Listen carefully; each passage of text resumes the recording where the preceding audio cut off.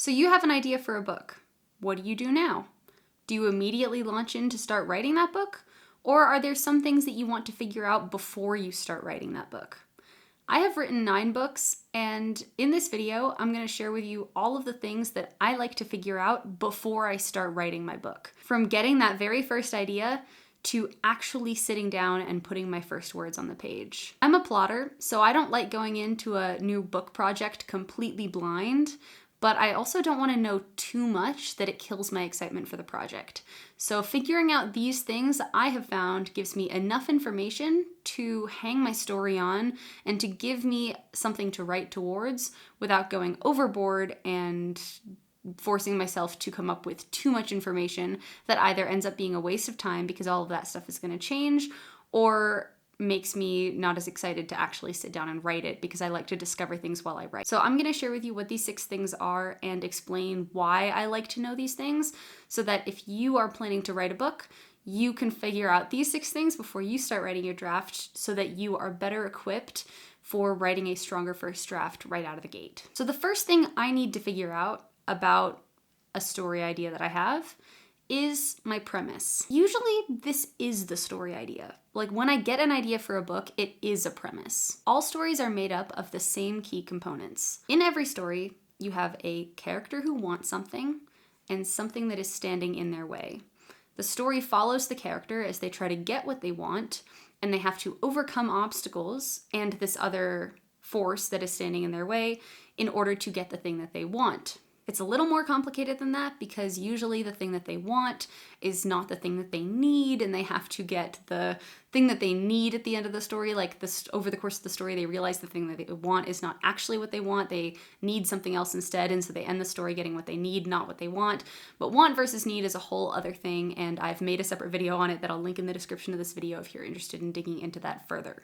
Some examples of premises from famous movies include: while visiting his estranged wife in Los Angeles, a man gets trapped in a skyscraper taken over by terrorists and must take them down on his own. This is the premise of Die Hard. This is the core idea. There's a lot of stuff that happens in that movie, but that is the general idea and summary of what happens. So if someone gets an idea for an action movie, usually what they have, just as the simple nugget of the idea, is that someone is trapped in a really bad situation and they have to fight their way out. And then they can start populating that. Like, who is the person that gets trapped in the bad situation? What is the bad situation? Who do they have to fight to get out? Why are those people fighting the main character? And then you're able to put those pieces together into a premise. A premise is a slightly simpler version of a logline. Like, a logline is a pitch, and it's a very simple, like, 1-sentence pitch that summarizes all these different parts, like your main character, your conflict, your antagonist, and the stakes.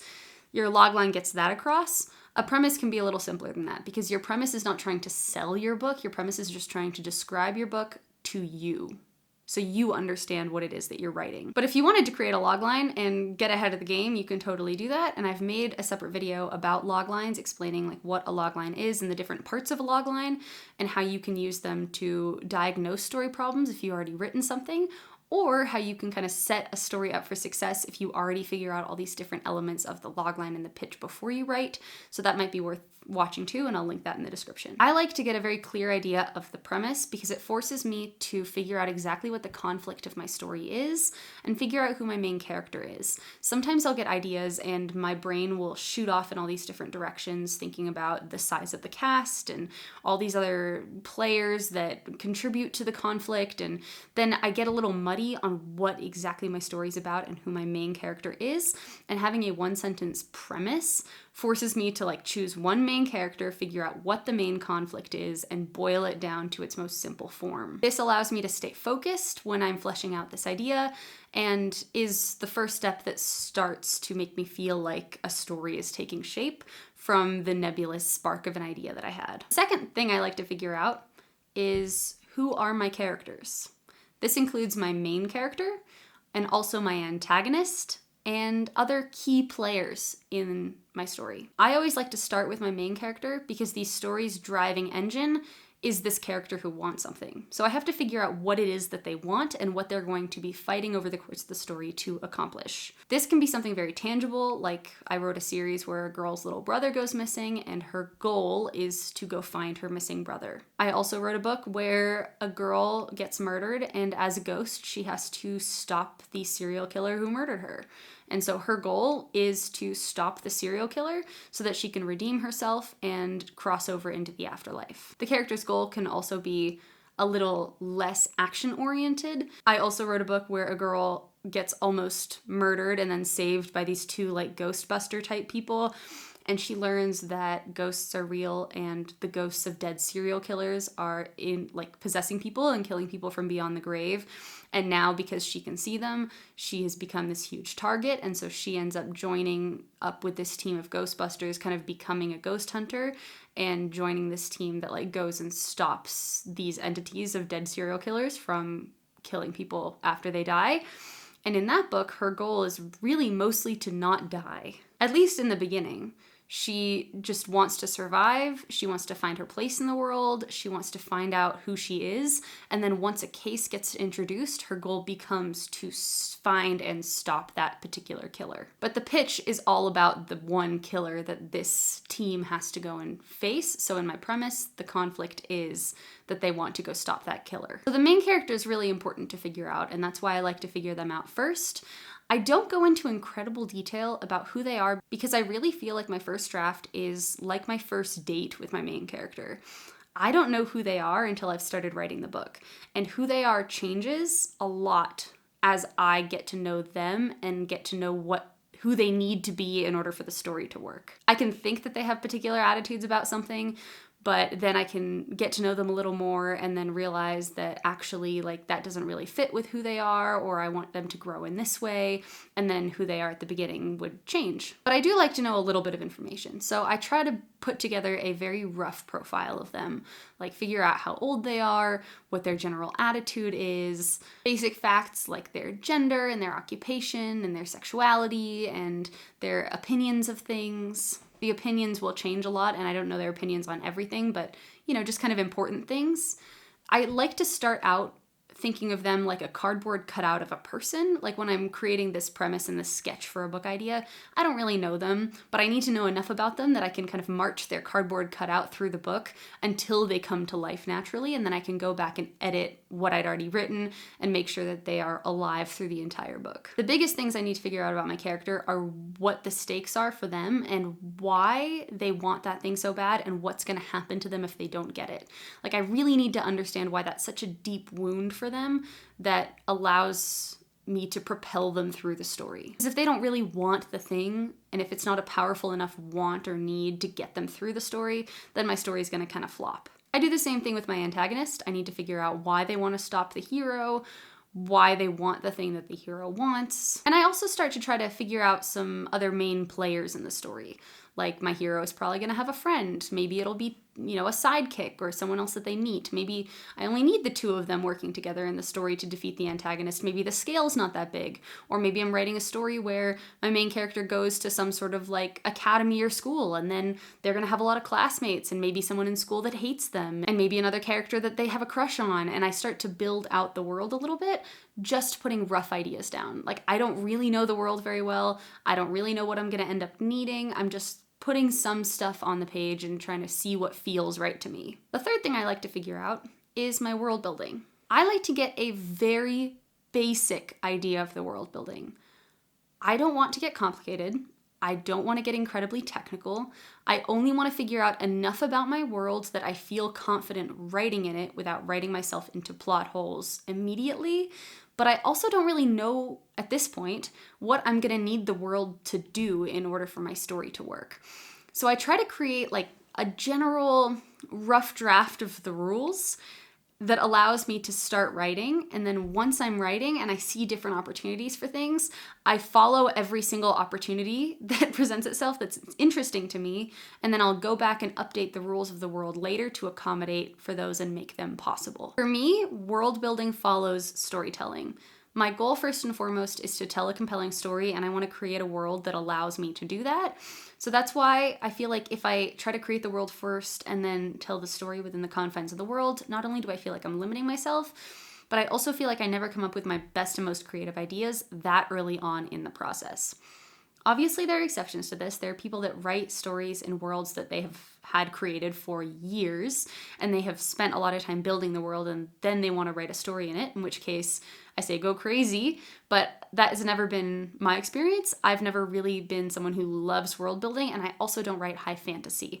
So for context, that's where I'm coming from. I don't like to box myself in before I write my first draft. Like for the world that I created in my ghost serial killers book, I had to figure out generally how the ghosts functioned, why certain people could see them, why other people couldn't see them, how the possession works, generally how they're contained and how they're fought and how these like weapons could have been developed. And I had to figure out how this vigilante ghost hunting organization of only like 7 people was able to stay hidden, even though like what they're doing would really be pretty illegal. But as I was writing and as they were actually fighting the ghosts, I was like, oh, it would be really creepy for the ghost to be able to do this thing to the main character. And I had them do this thing, and then I followed that train of thought. And now as I'm working on draft 2, I'm like, all right, I'm going to have to update the world a little bit because I had this ghost be capable of doing that thing.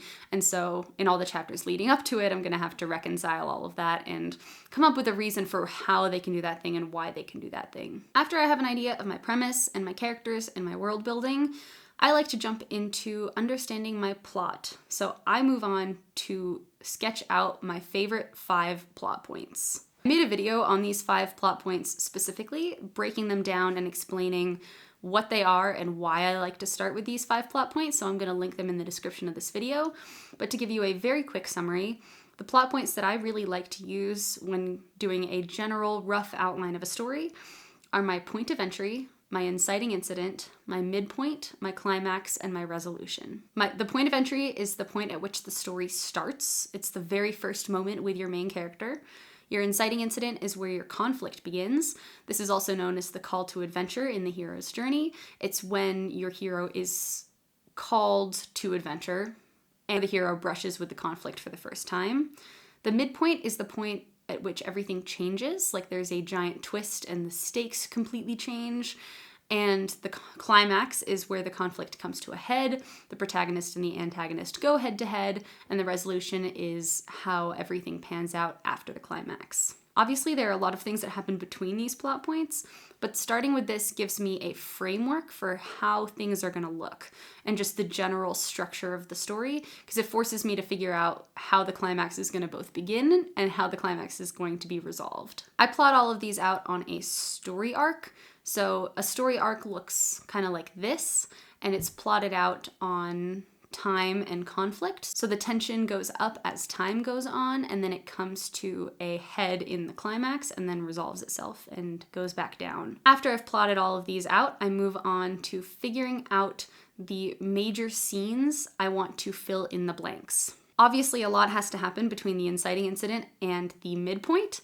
And so at this point in the brainstorming process, as I'm trying to flesh out this premise, I like to take all of the pressure off myself and have a very low stakes brainstorming session where I just try to come up with as many ideas for scenes as I possibly can. And what I do is I have this giant whiteboard and I draw my story arc out and I write out every single one of my 5 plot points.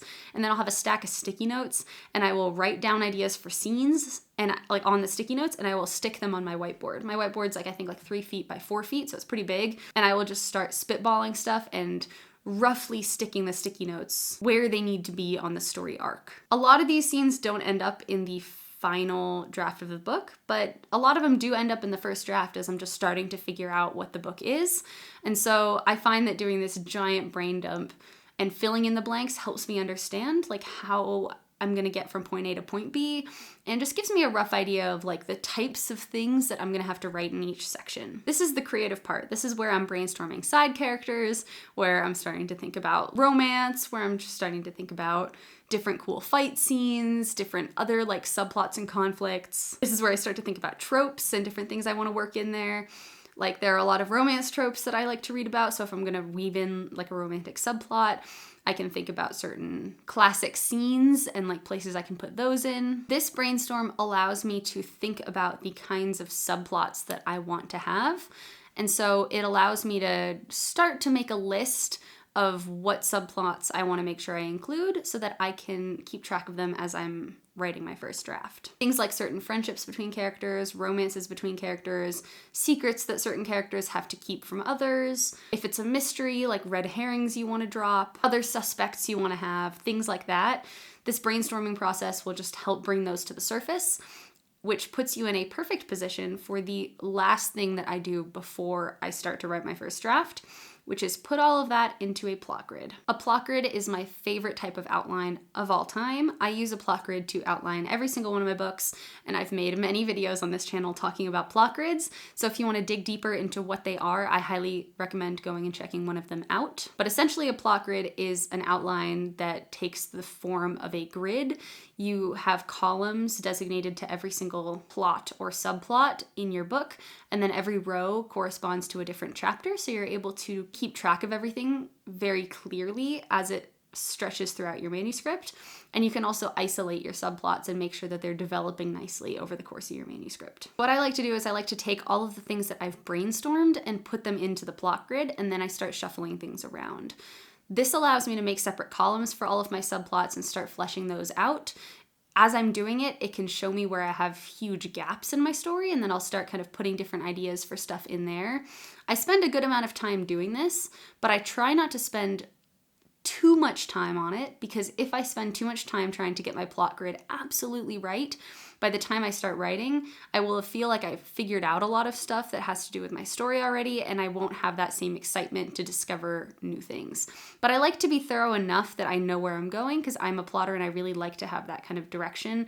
And I also find that for me, it's a very helpful first step, because it allows me to see very clearly whether I'm going to run into plot holes or issues in the manuscript before I actually start writing. So it saves me a lot of time if I can find plot holes in my plot grid before I start writing draft one. In my most recent video about plot grids, I also shared a template for a plot grid in that video. It's like a Google Sheet link. I recommend going and looking at that if you're interested in playing around with plot grids, because that is a very easy, like, fillable way to do it. You can just copy the spreadsheet onto your own account and then you can fill it out for your own book. So highly recommend doing that. After I have all of those things figured out, I sit down and I start writing my first draft.